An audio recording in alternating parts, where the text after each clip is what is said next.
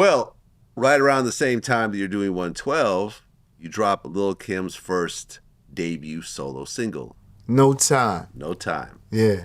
Can you play that? I probably got to hear it. There we go.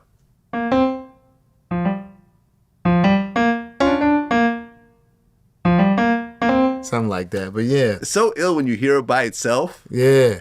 You don't hear what the song turned into. Absolutely. You actually had to create that whole final product that wasn't obvious based on the beat. I know, because you have to put a piano part down, then you have to find a bass line to it, then you got to find a guitar part to it, play it all over, you know what I'm saying? And then, like, my element was, I wanted the bad boy sound to be, like, dramatic. So I would always add those strings in there, you know what I'm saying?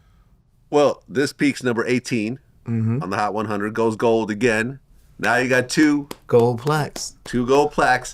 And during this time, Biggie was writing all Kim's lyrics? Yes. And he was like in the studio, like he was in the booth with her? He laid down the lyric, he laid down the verse first. The whole song? Yeah. Yeah. Everything. I heard he does that. Yeah, I heard he did that actually. And then she would just listen, get a copy, and just listen. Then when it's time to go in the studio, let's get at it. And Big would be there vocally producing her.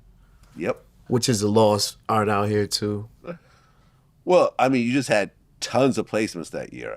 Faith Evans, I just can't. And as soon as I get home. Yeah, remix, the remix, Mona Lisa. Yeah, Just Wanna Please You. SWV, You're the One. Isley Brothers, Floating on Your Love. Babyface, This is for the Lover in You. That's a big one. That's a big one. It was a good year, you know. You know, Shantae Savage, I Will Survive. Tevin Campbell, You Don't Have to Worry. MC Light, Cole Rocker Party. New Edition, Missy Elliott, You Don't Have to Worry. Soul for Real, Where Do We Go? Horace Brown, How Can We Stop? And a bunch of other songs, like I Want You, Baby. You can keep going. That sounds good to me. I mean, you had a whole run that year. I mean, thanks to one guy, Sean Combs, Diddy. You know what I'm saying? When I came in to the equation, he was hot. I just was the kerosene. I was the gasoline and the kerosene. And with that, you know what I'm saying, me showing him that I could make a hit. I'm gonna tell you a funny story. So the first day I met Puff, you know, I told you he came in and said, yo, I got a concert. So we sat and talked. And you know what I'm saying, he gave me a dap. Boom, he gave me a dap. And there was mad money, and you know what I'm saying? Oh, he just gave you money? Yeah, the first, like when I was leaving, you know what I'm saying, he was like, I need you to come back tomorrow. He just gave me dap. Boom. Okay, so, how much did he give you? Like $6,500. Damn. Back then, that's like a lot of money. Yeah. It's cool. Even today, that's a lot of money. But back then, man, listen, it's hard out here. Yeah, it's like 20 grand today. You have most producers working 2 jobs, Uber Eats, restaurant. You know what I'm saying? It's facts. Yeah. It's real. So I appreciated that. So the story is, I came in the next day, and after he sent me to Russell and C. Russell and L.A. Reid and all of them, he said, yo, went back to the studio. He was like, I got to go to a meeting, but I got the MPC set up in the MIDI room with the keyboards and all that. You familiar with how to use MIDI? I'm like, of course. I know how to do all that. You know what I'm saying? He left. I'm like, what the fuck is the MPC? Word. So check this out. Yo, Sleeves, I went to the MIDI room. My man, Coco, I remember his name. He was in there smoking the blunt on him.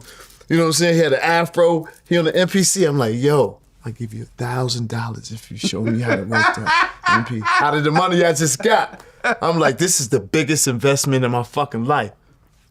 Cut 2. He was like, yo, give me the money. You know what I'm saying? Boom, he's smoking like, yo, give me the bread. You know what I'm saying?